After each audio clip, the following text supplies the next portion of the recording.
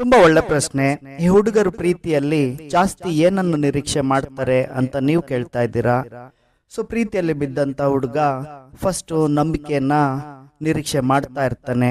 ಹಾಗೆ ನಿಮ್ಗೆ ತುಂಬಾ ಒಳ್ಳೇದಾಗ್ಲಿ, ನೀವು ಯಾವಾಗ್ಲೂ ಖುಷಿಯಾಗಿರ್ಬೇಕು, ಆರೋಗ್ಯದಿಂದ ಇರಬೇಕು, ಆನಂದದಿಂದ ಇರಬೇಕು ಅಂತ ಎಲ್ಲ ಕೂಡ ಬಯಸ್ತಾ ಇರ್ತಾನೆ. ಹಾಗೆ ನಿಮ್ಮ ಜೊತೆಗೆ ದೇವಸ್ಥಾನಕ್ಕೆ ಹೋಗಿ ಬರಬೇಕು, ನಿಮ್ಮನ್ನ ಸೀರೆಯಲ್ಲಿ ನೋಡಬೇಕು, ಹಾಗೆ ನೀವು ಜೀನ್ಸ್ ಪ್ಯಾಂಟು ಮತ್ತು ಟೀ ಶರ್ಟ್ಸು ಇವೆಲ್ಲ ಹಾಕೊಂಡ್ಬಿಟ್ಟು ಅವ್ರ ಜೊತೆ ಲಾಂಗ್ ಡ್ರೈವ್ ಹೋಗಬೇಕು ಅಂತ ಎಲ್ಲ ನಿರೀಕ್ಷೆ ಮಾಡ್ತಾ ಇರ್ತಾನೆ.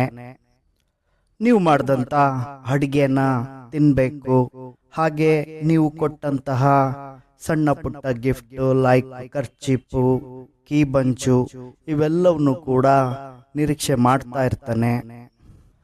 ಹಾಗೆ ಬರ್ತ್ಡೇಯಲ್ಲಿ ಫಸ್ಟ್ ವಿಶ್ಶು ನಿಮ್ಮದೇ ಆಗಿರಬೇಕು ಅಂತಂದು ಕೂಡ ನಿರೀಕ್ಷೆ ಮಾಡ್ತಾ ಇರ್ತಾನೆ. ಮತ್ತೆ ಯಾವಾಗಲೂ ಕೂಡ ನಿಮ್ಮ ಫೋನ್ ಎಂಗೇಜ್ ಇರಬಾರ್ದು, ಯಾವಾಗಲೂ ಕೂಡ ನೀವು ಆನ್ಲೈನ್ನಲ್ಲಿ ಇರಬಾರ್ದು ಅನ್ನೋದು ಕೂಡ ನಿರೀಕ್ಷೆ ಮಾಡ್ತಾ ಇರ್ತಾನೆ. ಹಾಗೆ ಅವನು ಯಾರ ಜೊತೆ ನೀವು ಮಾತಾಡಬೇಡ್ರಿ ಅಂತ ಹೇಳಿರ್ತಾನೋ ಅವ್ರ ಜೊತೆ ಮಾತಾಡ್ಲಿಲ್ದಂಗೆ ನೀವು ಇರಬೇಕು ಅನ್ನೋದು ಕೂಡ ನಿರೀಕ್ಷೆ ಮಾಡ್ತಾ ಇರ್ತಾನೆ. ಇಷ್ಟೆಲ್ಲ ಕಾಳಜಿ, ಇಷ್ಟೆಲ್ಲ ಪ್ರೀತಿ ಇವೆಲ್ಲವನ್ನು ನೋಡಿದ ನಂತರ ನೀವು ಕೂಡ ಆ ನಂಬಿಕೆನ ಗಳಿಸ್ಬಿಡ್ತೀರಾ.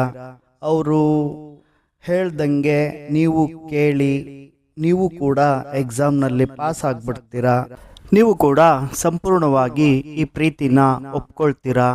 ಅವರ ಒಂದು ಕಾಳಜಿ, ಅವರ ಒಂದು ಪ್ರೀತಿ ಇವೆಲ್ಲವೂ ಕೂಡ ನಿಮಗೆ ಇಷ್ಟ ಆಗಲಿಕ್ಕೆ ಸ್ಟಾರ್ಟ್ ಆಗುತ್ತೆ. ಅಲ್ಲಿ ತನಕ ನಿಮ್ಮ ಮನಸ್ಸನ್ನ ಅವರಿಗೆ ಕೊಟ್ಟಿರ್ತೀರಾ. ನಂತರ ಏನಾಗುತ್ತಪ್ಪ ಅಂತಂದ್ರೆ ತನ್ನು ಕೊಟ್ರೆ ಏನಾಗುತ್ತೆ ಬಿಡು ಅಂತ ಹೇಳಿಬಿಟ್ಟು ಅವ್ರ ಮೇಲೆ ಹುಟ್ಟಿದಂತಹ ನಂಬಿಕೆಯಿಂದ ತನು ಮನ ಧನ ಎಲ್ಲದನ್ನು ಕೂಡ ಅರ್ಪಿಸ್ಲಿಕ್ಕೆ ನೀವು ಕೂಡ ಮುಂದಾಗ್ತಾ ಇರ್ತೀರಾ. ಖಂಡಿತವಾಗ್ಲೂ ಎಷ್ಟೋ ಜನ ಇದರಲ್ಲೂ ಕೂಡ ಎಲ್ಲದನ್ನು ಕೂಡ ಅರ್ಪಿಸ್ಲಿಕ್ಕೆ ರೆಡಿ ಇರ್ತಾರೆ.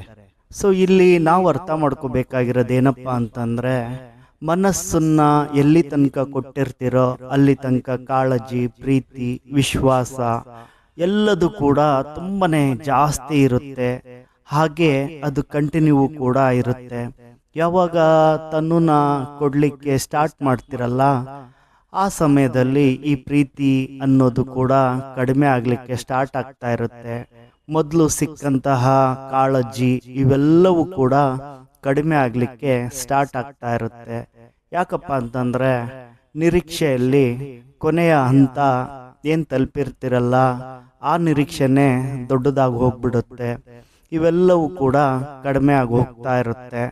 ಸೊ ಹಾಗಾಗಿ ಪ್ರೀತಿಯಲ್ಲಿ ಏನಾಗ್ತಾ ಇರುತ್ತಪ್ಪ ಅಂತಂದ್ರೆ ಜಸ್ಟ್ ಯಾವಾಗ ತನು ಅನ್ನೋದನ್ನ ಅರ್ಪಿಸ್ಬಿಡ್ತಿರೋ ಫೈನಲಿ ಅದೇ ಬೇಕು ಅಂತ ಅನಿಸ್ಲಿಕ್ಕೆ ಸ್ಟಾರ್ಟ್ ಆಗ್ತಾ ಇರುತ್ತೆ. ನಿಮ್ಮ ಪ್ರೀತಿ ಯಾವಾಗ್ಲೂ ಕೂಡ ಶಾಶ್ವತವಾಗಿ ಉಳಿಬೇಕಪ್ಪ, ಬೆಳಿಬೇಕಪ್ಪ ಅಂತಂದ್ರೆ ತನುವಿನ ಮೇಲೆ ಸ್ವಲ್ಪ ಕಂಟ್ರೋಲ್ ಇರಬೇಕು. ಅದನ್ನ ಸಮಯ ಬಂದಾಗ ನೀವು ಅರ್ಪಿಸ್ಬೇಕಾಗ್ತಾ ಇರುತ್ತೆ. ಲೈಕ್ ಮದುವೆ ಆದಾಗ ಆ ಸಮಯದಲ್ಲಿ ಅದು ಪರಿಪೂರ್ಣಗೊಳ್ತಾ ಇರುತ್ತೆ. ಅದಕ್ಕಿಂತ ಮುಂಚೆ ಏನಾದರೂ ನಿರ್ಧಾರಗಳನ್ನ ನೀವು ತಗೊಂಡ್ರಿ ಅಂತಂದ್ರೆ ಖಂಡಿತವಾಗ್ಲೂ ಮುಂದೊಂದಿನ ಸಫರ್ ಪಡ್ತಾ ಇರ್ತೀರ. ನಿರೀಕ್ಷೆಯಲ್ಲಿ ಅದು ಒಂದು ಕೂಡ ಭಾಗಿ ಆಗಿರುತ್ತೆ. ಇಷ್ಟೆಲ್ಲ ಆದ್ಮೇಲೂ ಕೂಡ ನೀವೇನಾದ್ರೂ ಕೈ ಕೊಟ್ರಿ, ಮರುತ್ರಿ, ನೀವು ಬೇರೆಯವ್ರನ್ನ ಮದ್ವೆ ಆದ್ರಿ ಅಂತಂದ್ರೆ ಕೆಲವರು ಡಿಪ್ರೆಷನ್ಗೆ ಹೋಗ್ತಾ ಇರ್ತಾರೆ.